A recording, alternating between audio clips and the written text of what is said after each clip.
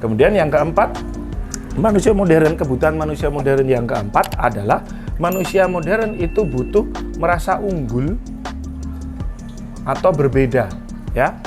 Unggul atau berbeda. Contohnya apa? Contohnya ya ada mobil Lamborghini atau di belakang saya ini ada Harley Davidson misalkan. Orang beli Harley ya seharga mobil gitu ya. Kenapa? Karena dia butuh merasa unggul lebih dari yang lain. Beli Lambo misalkan, merasa unggul gitu ya, lebih dari yang lain ya. Atau berbeda. Contohnya apa? Misalkan semir rambut warna coklat. Nah, orang beli semir rambut warna coklat, dia semir di rambutnya supaya dia merasa berbeda. Nah, itu kebutuhan manusia modern nomor 4. Oke? Kebutuhan manusia modern nomor 5 adalah manusia modern itu butuh merasa growth, bertumbuh. Ya, misalkan apa? Misalkan kita belajar ya SD, SMP, SMA, kuliah. Nah, kita kan bayar untuk belajar itu kan. Itu supaya kita merasa bertumbuh.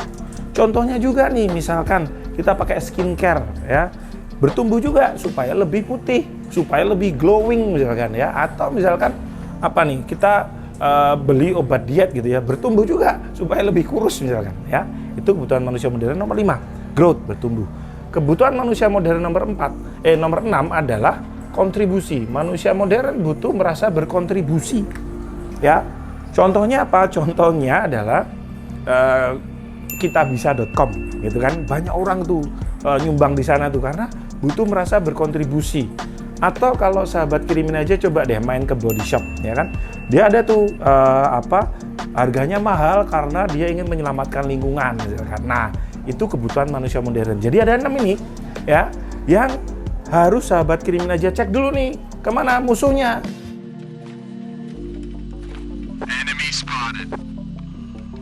Siapa? Konsumen. Mereka tuh perlu apa sih dari produk atau jasanya sahabat kirimin aja. Karena kalau kita hanya ngomong produknya apa, nanti kita nggak tahu arahnya di mana. Ketika produk itu sudah nggak relevan memenuhi kebutuhan mereka, mereka akan gampang meninggalkannya ya. Contohnya, ingat nggak dulu ada wartel?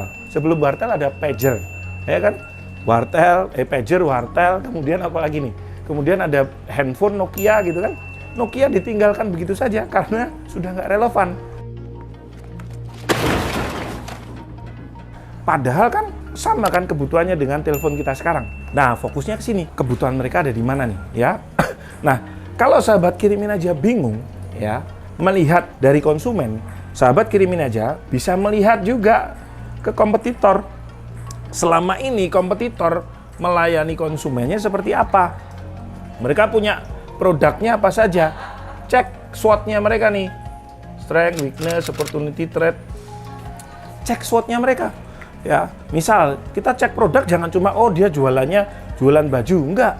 Cek dia jualan baju warnanya apa aja, ya. Cek fakoknya. Fakok itu apa nih? Visual, ya, penglihatan, auditory, kinestetik, olfaktori, gustatori. Jadi misalkan nih, kita cek gitu ya. Si kompetitor itu dia secara visual bagaimana nih iklannya, warnanya seperti apa, ya, tone-nya seperti apa, komposisinya seperti apa, produknya juga dicek, ya seperti apa sih produknya gitu kan. Karena manusia itu 35% dia visual. Nah, kemudian yang kedua kita cek auditorinya. Misal, kompetitor itu biasa melayani konsumen, musik yang diputar seperti apa, ya. Apakah yang diputar itu lagunya Joji gitu ya. Atau kartonnya medot janji misalkan. Nah,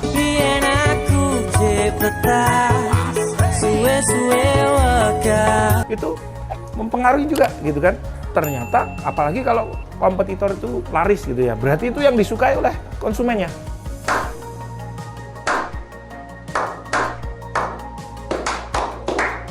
Ya, kinestetik, perabaan misalkan, kaosnya nih, bajunya, kira-kira bahannya seperti apa sih?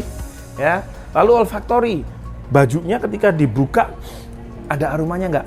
Ya, nah, yang terakhir gustatori, ini nggak harus ada, tapi gustatori itu pengecapan. Misalkan ternyata kompetitor itu ngirim bajunya juga sama permen misalkan ya. Jadi dia komplit tuh permen khusus punyanya kompetitor. Gitu ya. Nah, inilah yang harus kita cek nih. kenali dirimu, kenali musuhmu, kenali medan perang. Oke? Nah, sekarang PR-nya sahabat kirimin aja. Silahkan dicek nih. Dirimu tentunya kita udah tahu ya, kita seperti apa aja kekuatannya, kelemahan kita apa, cari tahu.